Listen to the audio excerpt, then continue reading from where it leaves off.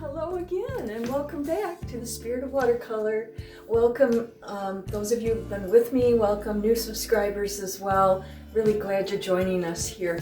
And we learn tips and tricks and real brush techniques, that are, the traditional watercolor methods, but we also add the fun things, sponging, salting, and so on, right? Scraping, spattering, and even palette knives, and we have a good time here.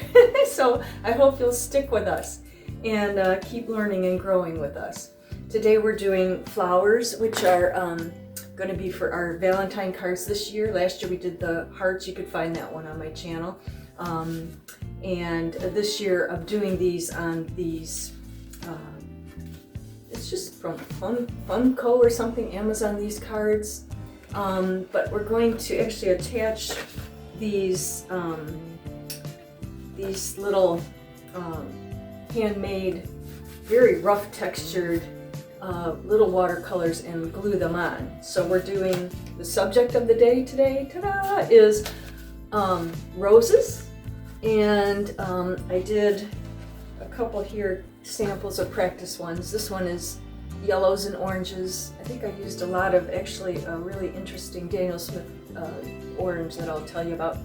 And then this was a red one where I added some leaves. Okay. And then the one that I'm demonstrating for you today will be this purple one, which is a magenta, a beautiful Daniel Smith magenta color.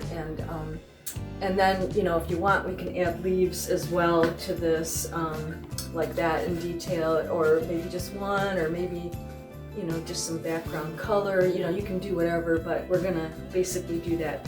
How do we do the rose on this interesting textured paper? Okay, so that's where we're going. Welcome new subscribers again, and please, stay with us and go on this wonderful spiritual journey with us.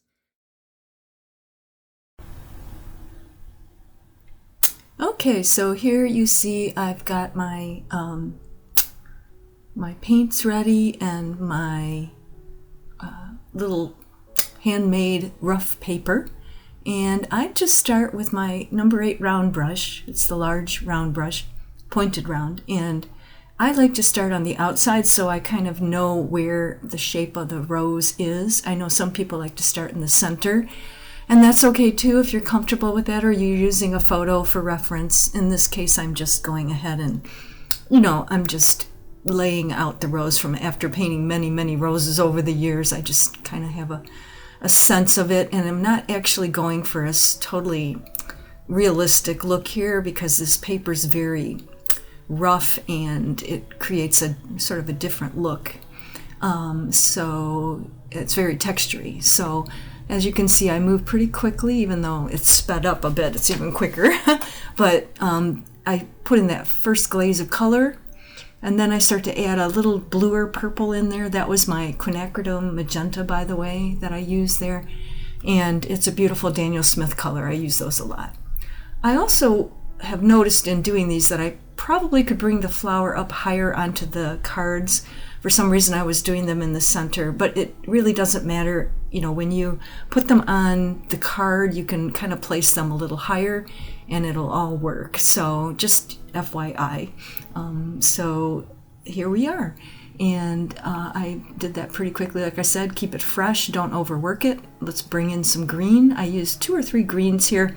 I have some special Daniel Smith greens, but you could use your classic Hooker's green, sap green, and maybe a deep green like a Viridian.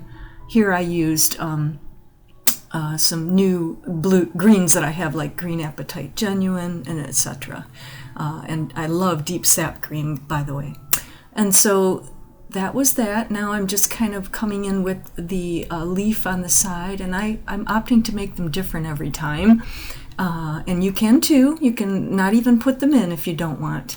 But I'm using, again, the Green Apatite Genuine and some phthalo green. That's actually another brand, Sennelier. And just kind of pulling those colors in. Again, some deep sap green, because I love using greens. Don't feel like you have to just mix your own, okay? That's a artistic license thing where it's up to you, okay? So I put the one leaf in, and then I if you want to later, you can take a tiny brush and bring in the veins and so forth, but that's up to you. Then I just brought in a little bit of just some of the green leafiness underneath the flower, and could be a baby leaf growing in there, or something, just some greenery that grows out from under the roses. And that's the first one that I'm showing you there. But then I actually decide after doing this one that I kind of like to do them all with a little bit of green in them. So I pull out that orange flower that I showed you earlier, and I thought, you know what? I think I'll put some in there too. So that's what we do. I was lifting out a little bit with paper towel. If it kind of went into the flower, I didn't want the green there. So here's it's a beautiful, another really gorgeous color by Daniel Smith, that golden color. It's gold, Aussie Gold, Aussie Yellow Gold, I think it's called, something like that. Red Gold, Aussie Red Gold. It isn't red. It's beautiful, and it changes color from orange to yellow as you thin it out. Then I brought in the greens again, as you can see. So there we go. We have 3 that we're going to glue onto the cards now.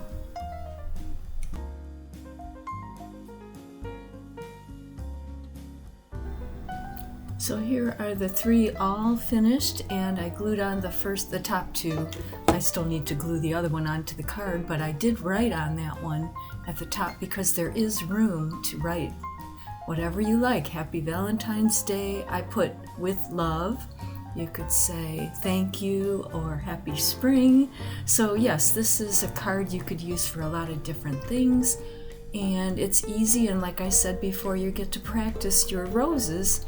And you can take photos and make them more exacting if you wish. With this handmade paper, though, I enjoyed just doing them kind of, from my imagination, which you can do as well. And this is the way that sometimes we artists like to work. And also, I used watercolor pencil to write the words on my card, and then I wet it, just with a tiny small brush, just to make it more watercolory, a little more intense in color. The handmade paper is a 3x5 that I get on Amazon, and the 5x7 cards also I ordered from there, and you can, look up different kinds on Amazon and decide, which brand you want. So thank you for continuing to join me, and also to the new subscribers, I hope you have enjoyed this as well, and will continue to keep growing and exploring watercolors with us at this most wonderful and spiritual journey that we're doing together at the Spirit of Watercolor. Bye for now.